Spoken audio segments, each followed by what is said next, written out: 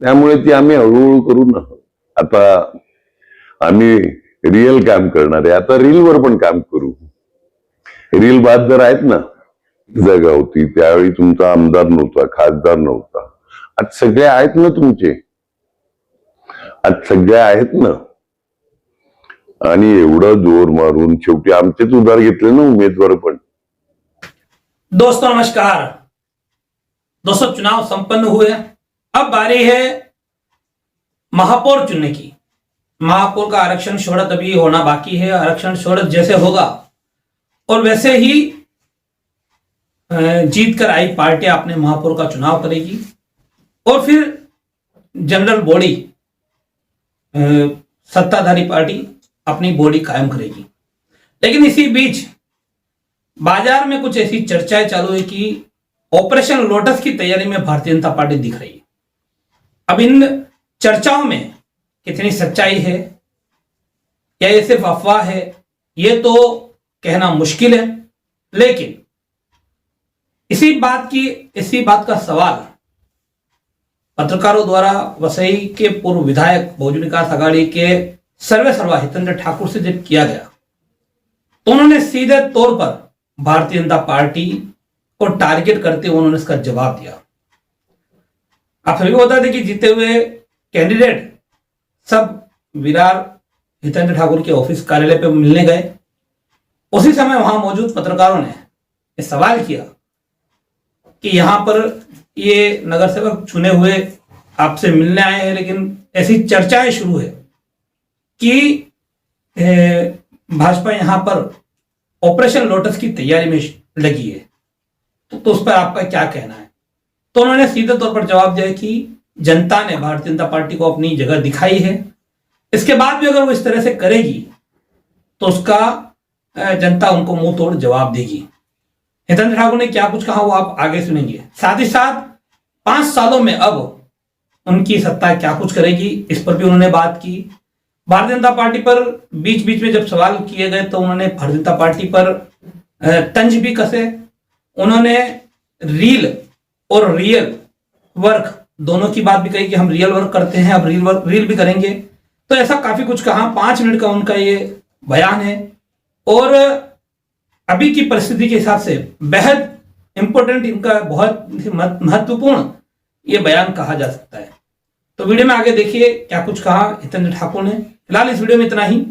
नमस्कार, जय हिंद, जय महाराष्ट्र। काय सांगाल, तुमचे नगरसेवक आलेले आहेत, परंतु इथे एक चर्चा सुरू आहे की लोटस ऑपरेशन होणार आहे। मला माहित नाही। लोकांनी धडा शिकवलाय तुम्हाला ऑलरेडी। आता हे नायते धंदे करत बसले तर शेण घालतील लोक तुमच्या तोंडात, एवढंच सांगतो यावेळी। काय सांगाल आता, या ठिकाणचं आरोग्य सेवा असेल किंवा पाण्याचा प्रश्न असेल, अनधिकृत इमारतीत राहणार आहे, कारण तुमच्याकडे एक वेगळ्या नजरेने लोकांनी पाहिलं यावेळी।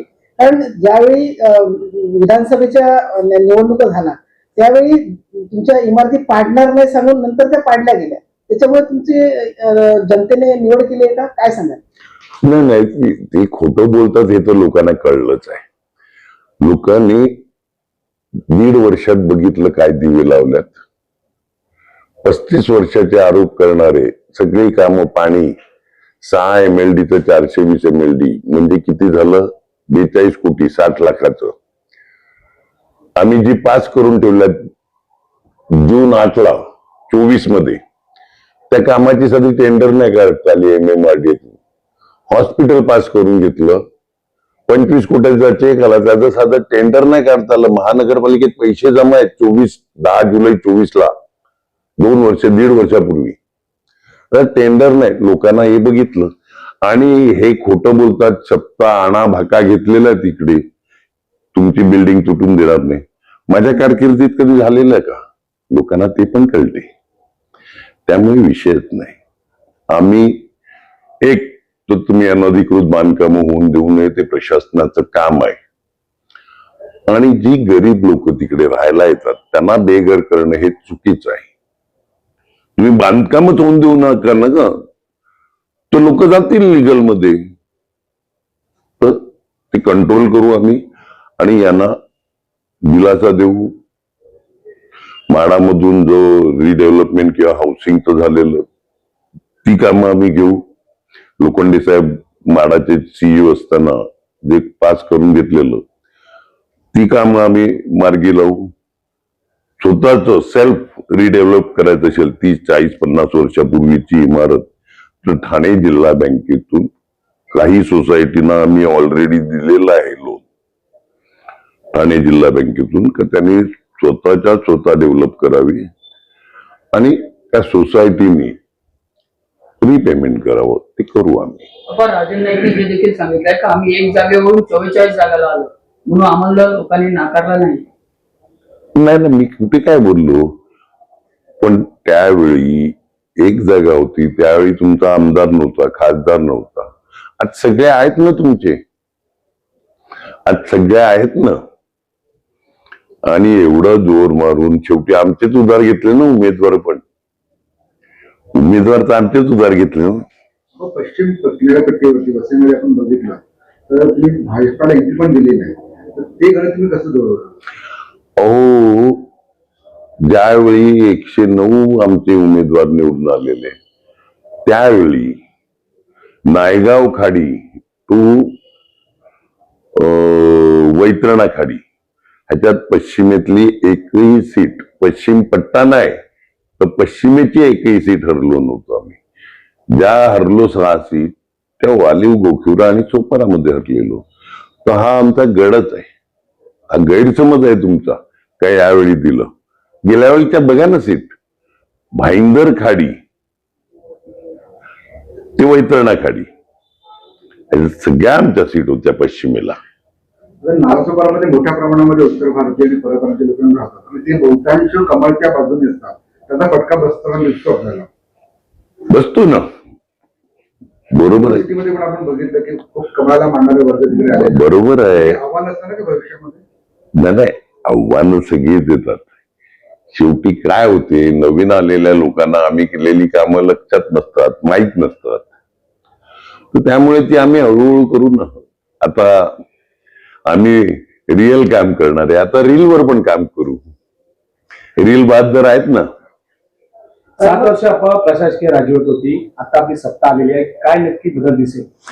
100% बदल दिसेल. लोकांच्या तक्रारीला तातडीने उत्तर दिलं जाईल. नगरसेवक चांगल्या प्रकारे काम करतील. समजा कुठे कमी पडला नगरसेवक, तर मी बसलेला आहे, क्षितिज बसलेला आहे, राजेश पाटील बसलेले आहेत, बळीराम जाधव बसलेले आहेत, आम्ही करू ते. या ठिकाणी दर निवडणुकीत पाण्याचा मुद्दा असतो, पाणी भरतं, यावरती तुम्ही काय उपाययोजना करणार आहात? कारण होल्डिंग पॉईंट अजूनपर्यंत झालेला नाही. आम्ही IIT-ला दिलेलं होल्डिंग पॉइंट शासनाने आमच्या ताब्यात दिलं तर होल्डिंग पॉइंट पण करू आम्ही. लोकांची मुक्तता होईल का पाण्यातून? करू ना. किमान कमीत कमी त्रास होईल एवढं नक्की करू. हमारे चैनल सैफ न्यूज लाइव पर अपने व्यापार और सेवा से संबंधित विज्ञापन प्रसारण हेतु दिए गए मोबाइल नंबर पर संपर्क करें